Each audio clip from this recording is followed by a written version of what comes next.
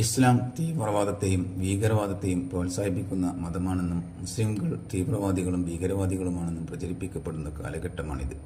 യഥാർത്ഥത്തിൽ ഇസ്ലാമും യഥാർത്ഥ മുസ്ലിംകളും ആ വിധമാണ് അല്ല. ഖുർആൻ പറയുന്നത് ഒരാളെയും നിർബന്ധിച്ച് ഇസ്ലാമിലേക്ക് പ്രവേശിപ്പിക്കരുത് എന്നാണ്. അതുകൊണ്ട് തന്നെ പ്രവാചകന്റെയോ സത്യസന്ധരായ അദ്ദേഹത്തിന്റെ പിൻഗാമികളുടെയോ കാലത്ത് ഒരാളെയും ബലപ്രയോഗത്തിലൂടെ ഇസ്ലാമിലേക്ക് കൊണ്ടുവന്നിട്ടില്ല.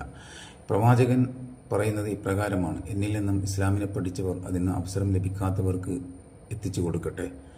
അതായത് ഇസ്ലാമിനെ മനസ്സിലാക്കിയ ശേഷം അവർ തീരുമാനിക്കട്ടെ ഈ മതം അംഗീകരിക്കണോ വേണ്ടയോ എന്നുള്ളത്. എന്നാൽ ഈ വസ്തുത ഗ്രഹിക്കാതെ ഒരു ചെറുസംഘം ഇസ്ലാമിക അധ്യാപനങ്ങളെ തെറ്റായി വ്യാഖ്യാനിച്ച് സാധുജനങ്ങളെ വലയിൽ കുടുക്കി ഭീകരവാദികളോ തീവ്രവാദികളോ ആക്കി മാറ്റുന്നു എന്നത് വസ്തുതയാണ്. ഈ പ്രവണത ഇസ്ലാമിൽ മാത്രമല്ല, ഒട്ടുമിക്ക മതങ്ങളിലും കണ്ടുവരുന്ന ഒരു പ്രവണതയാണ്.